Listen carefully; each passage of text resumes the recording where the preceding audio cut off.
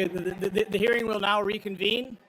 I think Dr. Malone has been mentioned a couple times, and I think I've given him the opportunity to be sworn in and defend himself. So, Dr. Malone, do you swear the testimony you give before the subcommittee will be the truth, the whole truth, and nothing but the truth, so help you God? Yes, sir. I'll let you make your statement.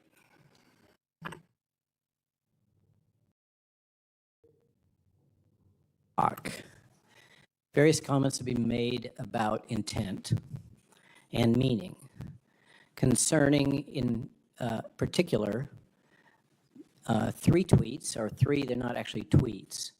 They're part of a weekly roundup of memes that my wife and I publish through our Substack, Malone.news. We put out, over the last 4 years, thousands of essays. And we get a little bit of a break. We put them out 7 days a week, but we get a little bit of a break on Fridays and Sundays by doing a roundup of memes that other people have posted previously. They're sourced from many different places, and we typically cluster them around topic areas.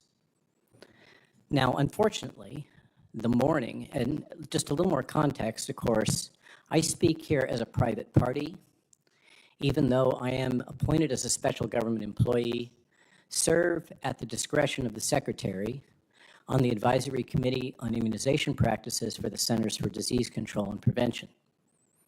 I have 30 years of experience in vaccine development. I have multiple fundamental patents and discoveries, of which 6 have to do with mRNA vaccines. They were all filed between 1990 and 1991 that have subsequently issued. Those are the foundational documents in RNA vaccination history. They go back to my original invention disclosure about the use of RNA as a drug at the Salk Institute, working in Inder Verma's lab in the molecular biology and virology laboratories of the Salk Institute, circa 1987. This predates the work of Carrico and Weissman by well over a decade. mRNA vaccines were reduced to practice at Vical in approximately 1991. Again, published. I hold over 100 papers, thousands and thousands of citations. I'm recognized internationally for my work. And as I say, it goes far beyond mRNA vaccines. I've been asked to testify at the World Health Organization twice. I played a key role in bringing forward the new Public Health Agency of Canada vaccine for Ebola and got it sold to the company Merck, because I believed Merck was the most appropriate firm to further develop that vaccine, and I helped get hundreds of millions of dollars of federal funding to support the development of that Ebola vaccine at Merck, which was subsequently licensed. I am a vaccinologist. I am an immunologist. I am trained as a pathologist. I taught in medical school pathology for decades. But when I spoke about medical ethics early on in the COVID crisis, and the fact that coercion, compulsion, and enticement were not consistent with the norms of medical ethics, a discipline that I've been trained in extensively because I do clinical research, that led to my being asked to comment about the technology for RNA vaccination, having developed it. And that led to an incredible wave of hate and blacklisting and defamation. Now, among those were many articles from, say, the New York Times, the Washington Post, Atlantic Monthly, Business Insider, et cetera, et cetera. But the consequence of this was that my consulting business that had been operating for over 20 years was destroyed. It's not the first time that I've been a whistleblower and had my profession destroyed. Unlike some of these folks, as physicians that were unwilling to speak out, I have spoken out. I spoke out in particular about the death that occurred at UPenn, having to do with Jesse Gelsinger and the use of adenovirus vectored gene therapy. And when I did that, I destroyed my academic career, which is why I transitioned to working primarily with the US Army, particularly working in biodefense. I have many friends within the biodefense sector, have worked in there for years, have secret clearance from the Department of Defense, have been involved in virtually every major biodefense vaccine product that has been developed for the US military. But I destroyed, again, my consulting business by speaking out about what I was observing, particularly about the bioethics of the mandates, the coercion and enticement that occurred. And since then, I've had to find some way to make a living. And the way that I make a living as a licensed physician is to publish a Substack essay once a day, day after day after day, year after year after year. And as I said, every Friday and every Sunday, my wife and one of our associates pulls together memes from the prior week, assembles them around topic areas, and publishes them. Unfortunately, the morning, and your initial statements conflated this, the timeline. The morning of Friday, when this unfortunate event occurred at the CDC, we published one of the memes of many, including one that referenced you and your attacks on Janine Piero, accusing her of being a conspiracy theorist. But in that collection of memes, there was one that used a metaphor for random chance with severe outcomes. That metaphor was Russian roulette. Russian roulette is a metaphor. It is just like any form of roulette, only it has a very severe outcome. And that particular meme meant to make a point that when you have a random event with a severe outcome, it can appear statistically to be inconsequential, but in fact, it has a major impact. Hence, the chamber with one bullet in a revolver and the statement that 5 out of 6 would agree that Russian roulette is safe. It is a metaphor. It is not a violent indication. It had no indication of any weapon being pointed at anybody. Then on the following Sunday, after the event that occurred approximately 5 p.m. at the CDC, and I concur with you and have expressed as a member of the ACIP to CDC my deep regret about what transpired. But the following Sunday, 2 of the memes in the collection referenced Elizabeth Warren's statement that one doesn't need 20 rounds to be a hunter. If you need 20 rounds, you're not a good hunter. And that provoked a lot of response from Second Amendment supporters. And 2 of those responses we happened to collect and post together. One of them specifically referenced the senator and made a statement, the meme went, well, she's saying if you need 20 rounds to be a hunter, you're not a very good hunter. And the response was, if you need to disarm the population, then you're not a very good governor. The other one was the one that you've posted. I don't believe that's an automatic weapon, but I'm not a specialist. I don't actually own any guns except for a couple pellet guns that I used to kill rodents on my horse farm in Central Virginia, about 10 miles from the former home of James Madison that was cited earlier as a strong supporter of an armed populace and the Second Amendment. But I'm not a gun nut. I don't carry guns. The meme was referring to the senator's facetious statement, and it was poking fun back at her. And I think most would agree that humor is a very effective way to resolve tension and to discuss sensitive political topics. And our Friday Funnies and Sunday Strip are probably what is paying most of the bills now and allowing me to buy hay for my horses, because my audience really enjoys them. That's all they were, was meme collections, humor, by the way, free speech, and none of those were ones that we originated, by the way. And none of them had anything to do with inciting violence. You made a statement earlier that I have advocated violence against scientists.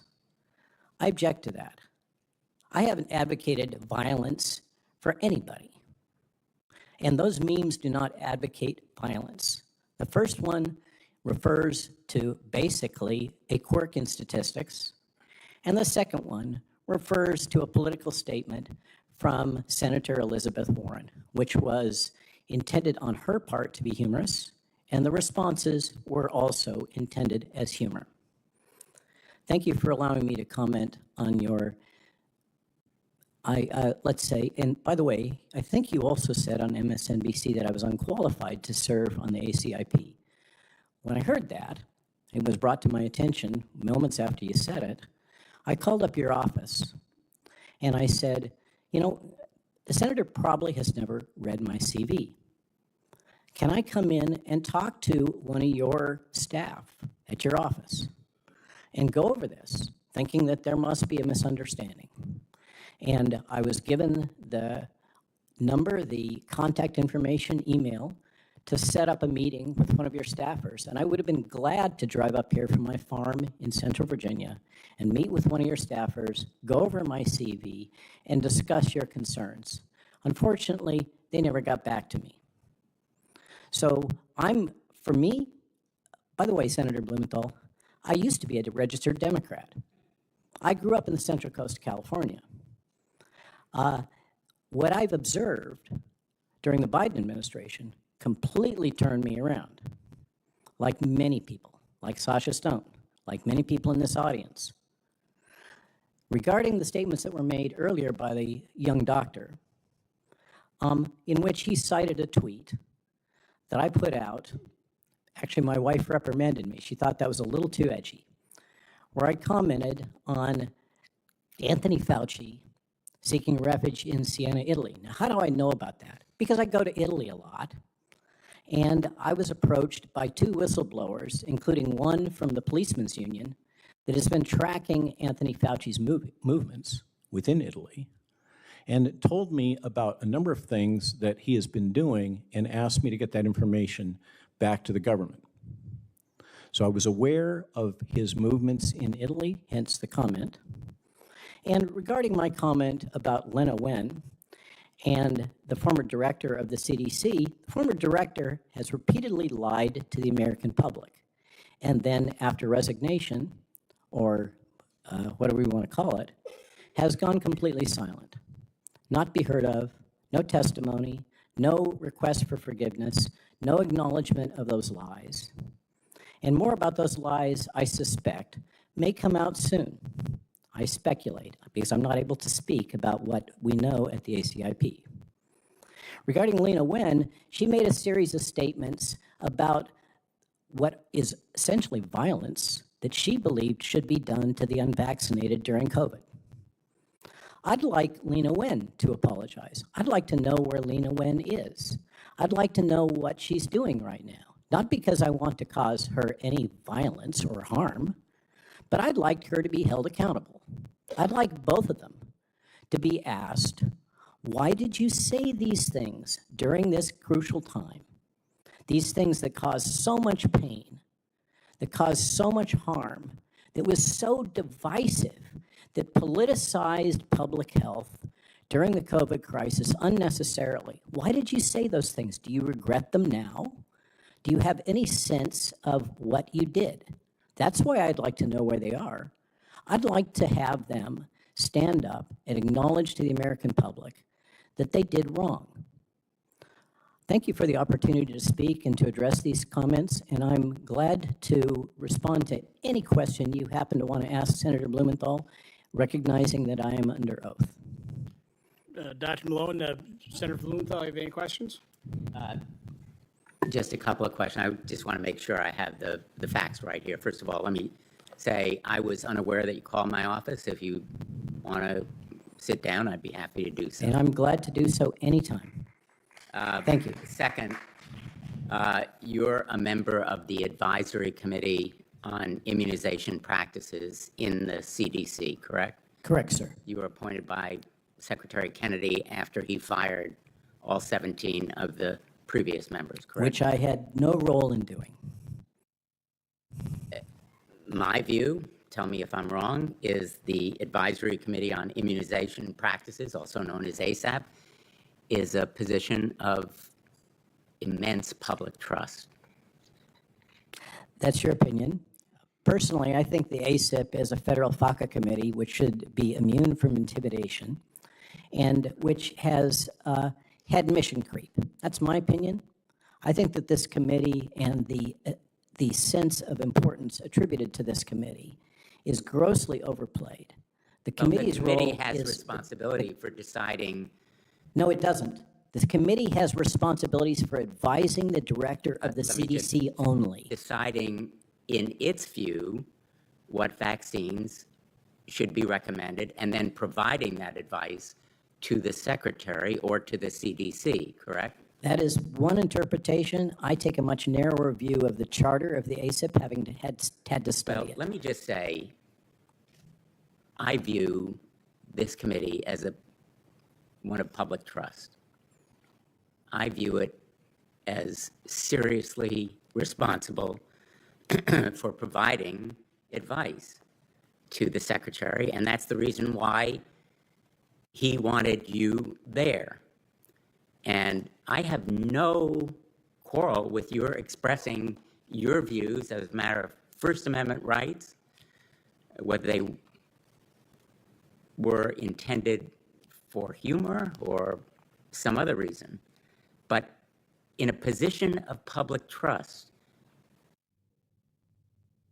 you have a responsibility to consider the practical effect of your words beyond just your personal consideration. And you may have a First Amendment right to say what you wish, and you do. I would defend that right. But as a matter of a public official in a position of public trust, the posts that you did had consequences. In your mind. I'm sorry? In your mind. You made an My mind? interpretation about Well, let that. me The just bulk ask of you- Americans recognize humor. Your comment is that on the morning of August 8th, hours before a gunman fired 200 rounds at the CDC, All true. you put up a post with a gun, and we had it here. Yes, it was posted. You shared it with us at the beginning of the meeting. And that's a pretty threatening post, I would say. If you believe that's threatening, then clearly you haven't watched Netflix. We are constantly bombarded by violent images. They are part of our culture. That is not a threatening post, in my And opinion. unfortunately, we are also all too commonly experiencing gun violence in this country, which And does not, that's a fascinating which point not because of the condone- linkage between gun violence and certain medications. which does not condone any person in a position of public trust doing something that could in some way normalize it or make it okay.